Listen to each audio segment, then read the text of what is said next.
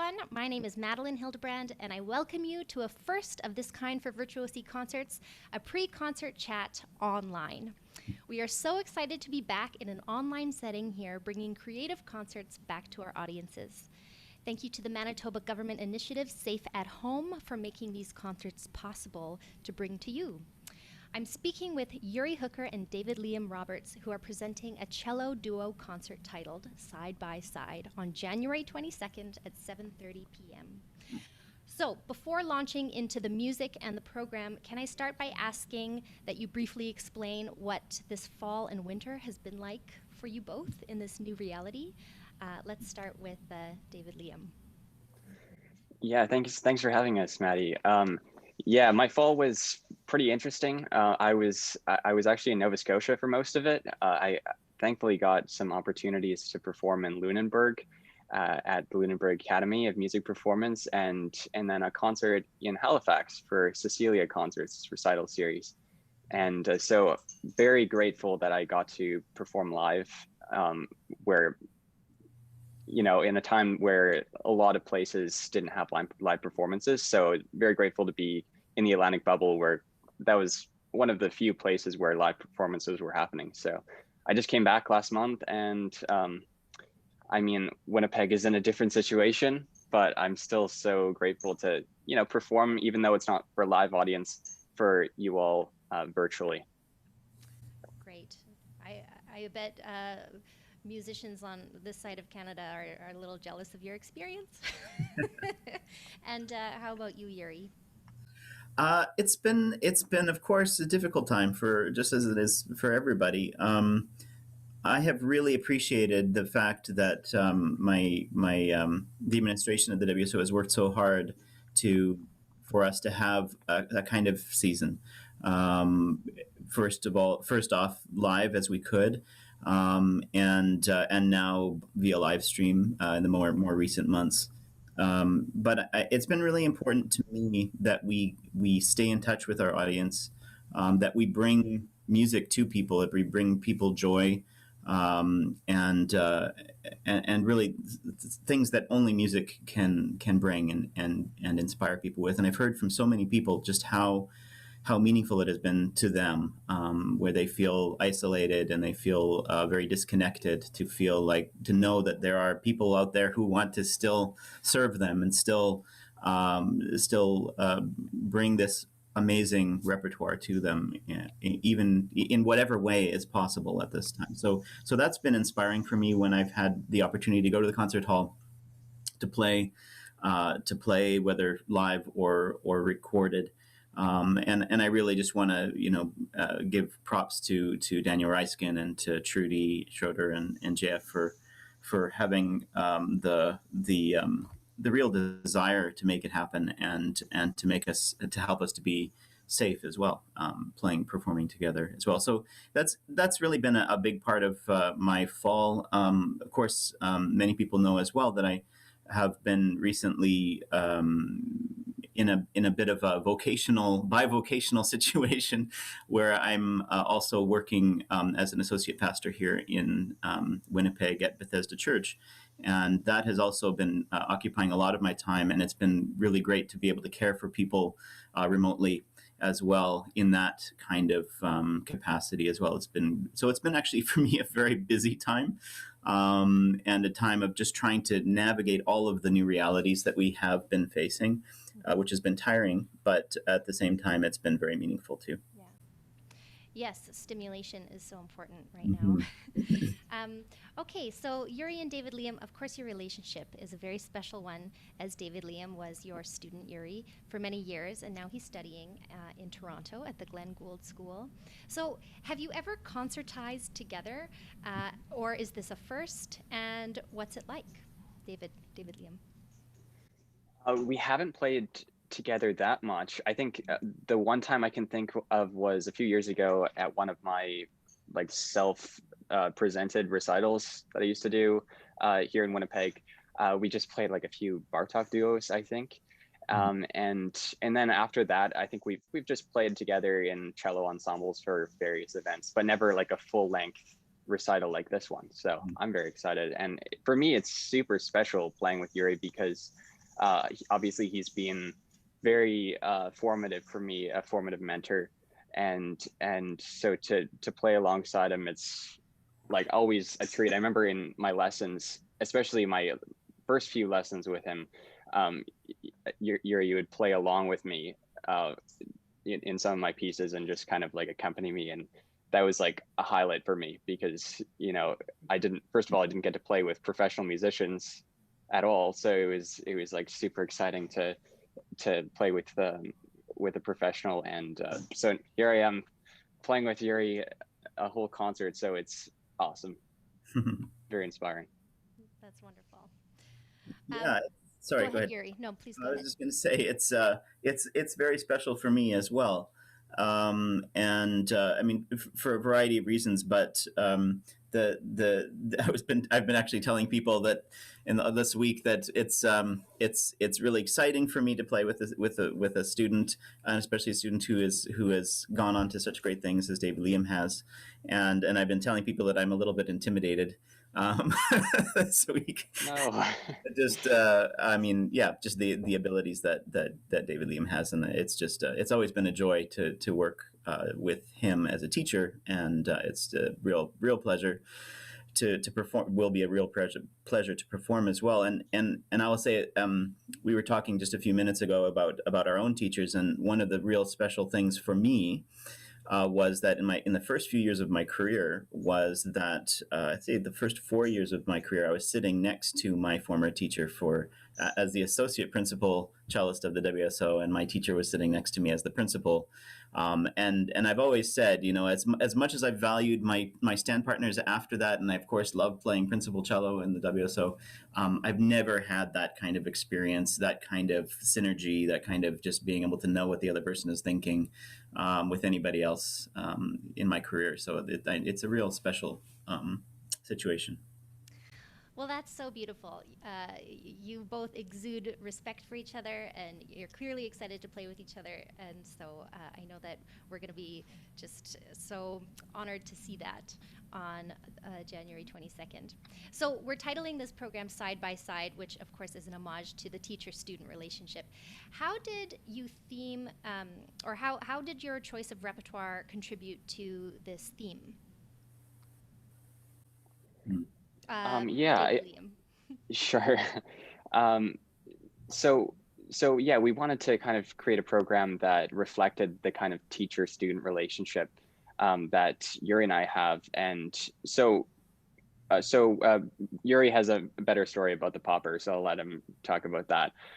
But of course, with the popper, it's by David Popper. It's a suite for two cellos, and one of his students was Janos Starker's teacher. Janos Starker was probably one of the best cellists ever, and Yuri studied with him for a few years, and so it's kind of cool that we can trace our lineage. Yuri is closer to me than me, but to David Popper. So that was very cool. And then with the Baccarini, it was written for cello and bass, and it was interesting because Baccarini's father was a cellist and double bassist, so and was the younger Baccarini's first teacher, and so this piece was probably played by Baccarini with his father. So that was interesting. And then the barrier is just very fun, and especially the barrier and the popper are very kind of equal with the two parts. So it's a very kind of close knit, collaborative kind of pieces, and I think that's really special. And you'll hear us kind of weaving in and out of each other's parts, so it's fun. Great. So you're just scratching the surface of what we're going to hear in the program, but I wanted to just talk about one other small thing that you just brought up now. Serious musicians do this thing where we trace our lineage. The last time I did this, for example, I found out that one of my former teachers could be traced back to Debussy, which I thought was so cool. So can you explain to our audience what teacher lineage tracing is up for or about, and if you can give us, how about Yuri, if you can give us your lineage, I think we would find that really interesting. Yeah, I mean, I think in North America, especially, we kind of like we're very rootless. We kind of see ourselves as free agents in a way, and as if we made up how to live just when we were born. But of course, it's not true. And people who live in Europe or other parts of the world have a much greater sense of a way of being, of a tradition, than we often do in North America. So it's good. I think it's helpful to know just where you come from and why maybe you have certain attitudes or predilections, why you like one thing more than you like something else. And as you look back and you study a little bit, you can realize, oh, that's kind of where that comes from. So for me, yeah, as David Liam mentioned, my teacher Janos Starker studied with a student of David Popper's, and then another teacher of mine when I was in high school. He also studied with a student of a student of a student of David Popper. So there's this lineage back to David Popper, who sort of represents the Hungarian school of cello playing, and really Hungarian music making is a really proud tradition of just ways of thinking about music in a very analytical, they like to kind of distill principles of music making, principles also of technique and functioning in a physical way on the instrument. So I think that it's a very good tradition, and I think a tradition to be proud of as you come out as a musician. Something that I'm proud of. At least. And then one of the other stream that I think is really probably the most influential for me as an artist is the stream that came from my teacher from Arek Tizarczyk, who I studied with as an undergraduate at Brandon University. And his teacher was Stephen Cates, who taught at Peabody Conservatory. And Stephen Cates' teacher was Gregor Piatigorsky, who was one of the great 20th century cellists, Russian cellist, really active, especially in the early part of the 20th century. And I didn't really realize just how important it had been to my formation, this voice, this kind of artistic perspective, until I happened to be preparing for a performance of Shalomo with the orchestra a number of years ago, but I guess it was about 7 or 8 years ago now. And I happened across a recording of Piatigorsky playing Shalomo in his prime, back in the, I guess, the 30s, I think. And it was just a revelation to me, just the way that he shifted, the way the way that he shapes all his phrases, the incredibly rich music making, and it was just like, that's exactly the way that I want to play, and that's my ideal, and it was so exciting for me to hear that, and to recognize this is where I come from, right? Because we don't really, and I think that's what it is. Tracing back our lineage is just knowing who we are. I mean, just like as you would trace back any kind of genealogy, Right. to know more about who you are as a person and why you are who you are. That's fascinating. So it's like a amazing family tree. Mm-hmm. Okay, so let's get into the repertoire briefly. The first piece on the program by Jean-Baptiste Barrière, who is a Baroque French composer, is the Duo Sonata Number 10. In my research, I found out that Barrière has 4 books each containing 6 sonatas for duo Baroque cello. So in my very humble opinion, is this an incredibly popular pairing of instruments, or like what compelled Barrière to compose so many pieces for duo cello? David Liam, can you respond to that? Sure, I can try. Well, I think that because Barrière was one of the first French cello virtuosos, he wrote a lot for the cello, and he probably wrote them to perform with other cellists. And so he was actually, he was at an interesting time in history, because just a few, maybe like 2 generations before him, the cello was just kind of emerging as an instrument. and everyone was kind of playing viols, and so he started on a viol, probably just viola da gamba, which is kind of like the predecessor to the cello, played between the legs, without an end pin and everything. So he actually Barriere started on the viol, but switched to the cello later on.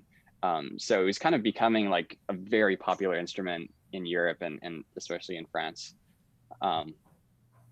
Yeah. There's actually a real, sorry, and there's also a real tradition of writing music for consorts of viols. So the fact that's really the tradition that Barriere was coming out of, this to have these multiple voices of these baritone register instruments playing together. That was a real tradition, particularly in France and in England. And so for him, it seemed perfectly natural to write books and books of these sonatas. Marin Marais was a viol player who was earlier than Barriere, but he wrote again many sonatas for consorts of viols, multiple instruments, but of the same instrument, basically. Can one of you get specific about the differences between a viol or a Baroque cello compared to our modern instrument that we see today? Yeah, sure. So we call it a predecessor in a sense that it was before the cello, the viola da gamba particularly. But it's more that they had a common ancestor, and the viol. They're actually two different families of instruments. And the violin family, which is the one that the cello is part of, the thing that distinguishes them is that they don't have any frets. The shape of them is quite different. So they have this kind of, well, we know what they look like. There is a very distinctive kind of curvy shape. Whereas viols have a little bit sleeker shape. They're a little the C bouts look more like very plain Cs, and they have more strings than the violin family instruments. They're tuned differently. They're tuned more like a guitar, and they also have frets like a guitar. But of course, they're bowed instruments. So they're very similar in some ways to violin family instruments, but of course they have those elements that we now associate more with a guitar. Mm-hmm. Interesting. Mm-hmm. Well, it will be very cool to hear this on Modern Cello on the 22nd of January. So what I find unites your program is not only this student-teacher relationship, but also that you've chosen music all by performer cellist composers. So cellists that are virtuosos at their instruments and who are also composing, which brings me to the Baccarini. So here we have, again, a piece for, of course, two cellos, but rather than two equal parts like we hear in the Barriere, the two parts are labeled for solo cello and then for basso, or just cello. In my research, I heard that it's either solo cello or cello, the two parts. So can you explain the difference between the two parts and what we can expect to hear from this sonata? Yeah, so the first part is very virtuosic, soloistic, and it was kind of, you would expect Baccarini to write something like that because he was super virtuosic and kind of was like a towering figure in his time. He, like, everyone just kind of really respected his like amazing technique. So he was kind of one of the first cellists, I guess, to write music like way up high on the fingerboard. It wasn't very common because it was just difficult, and cello technique just wasn't that developed then. So Baccarini kind of wanted to exploit that a lot, and then for the second part, it was written for basso. So sometimes it's played with cello, sometimes it's played with bass. And like I mentioned, his father was a double bassist / cellist. So I think that's maybe a reason that he kind of had that instrumentation in his mind. Can you briefly explain, though, the difference in the two parts? So from what I heard yesterday when I was listening, one part sounds technically a little bit more demanding, and the second part, the basso part, is drastically different. So maybe Yuri, can you explain what the purpose of that is and where this technique and style comes from? Right, sure. Yeah, it is very much. I mean, the time that Baccarini was writing was really when this kind of virtuoso sonata was coming into its own, and really in the Enlightenment, this idea of the individual genius, right, is a big part of the thinking of the time. So it's not surprising that around that time you had these pieces that really served to focus on the genius, right, the virtuoso. But of course, it's helpful to have a supportive instrument alongside. Most of the time, actually, strangely enough, the way it developed was that in the 20th century, people played these Baccarini sonatas with keyboard, people would write out a piano part for it.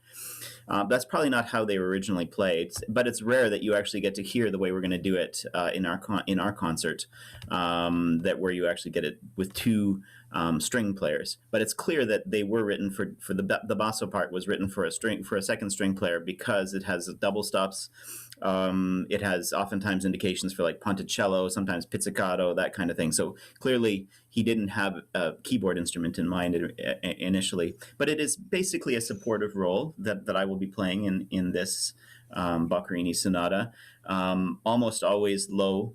But there's also some really wonderful things that Baccarini does from time to time, where he really gives us equal billing for a few moments. I'm thinking of one particular spot in the third movement where we're all where there's three voices actually. So David Liam's playing double stop, two voices. I'm playing a moving voice at the same time. We're all low in close harmony, and everything moves together. So that's where we have some moments where he really exploits the color that you can have, and in fact that was one of the things that Baccarini was really well known for as a composer, was as in his orchestration. So one of the other thing that he wrote a lot of were string quintets for two cellos, two violins, and viola.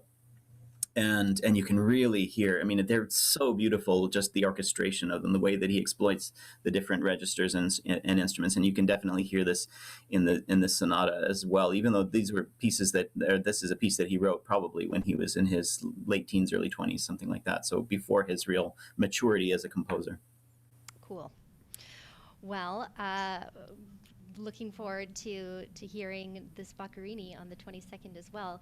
And now, just briefly, in our last few minutes of this chat, the bulk of the program is the Popper, or I should say rather the lengthiest piece on the program is this David Popper suite. So just to cap off, can you tell us what you love about it and what you're most excited about presenting this Popper?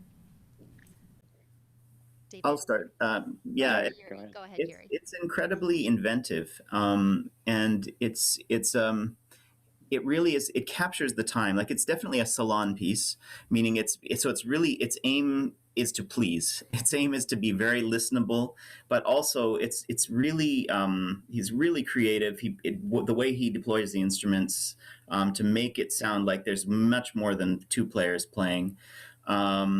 And also, but in the style, it's very much in a romantic German romantic style, but you can also hear elements of Verdi. Popper played in an opera orchestra, and so the last movement, especially, there's so much Aida in it. I mean, it's just so much fun. It's just a lot of fun and really pleasing music to play, and it's a good snapshot, I think, of music from the German Romantic period. I love that about it. Great. Yeah, and just technically, it's really fun to play because it's very organized. Like Yuri was mentioning, David Popper comes from like the Hungarian school of playing, where everything is, very organized and like logical in terms of technique. So he was his as a teacher, he kind of taught that and passed that on to his students, and that's kind of the lineage that we come from as well. So I was just mentioning earlier that I find like a certain affinity to Popper's pieces just because I grew up starting with Yuri playing a lot of his etudes. He wrote a lot of cello etudes. And so with this duo, he writes in the same kind of way, same kind of techniques. And it's just kind of, I guess, the way that I've learned cello technique is well suited to playing Popper. That's So wonderful. it's so much fun to play. Well, David Liam, you so beautifully brought it back full circle there. So thank you for that. Okay, so January 22nd, 7:30 p.m. Watch for our links. We will be emailing them. They will be on our website and on our social media pages for you to, for the audience to tune in to watch David Liam and Yuri Hooker in their side-by-side concert. So thanks so much to you both, and happy practicing, and we're looking forward to the concert. Thanks. Thanks, Maddie.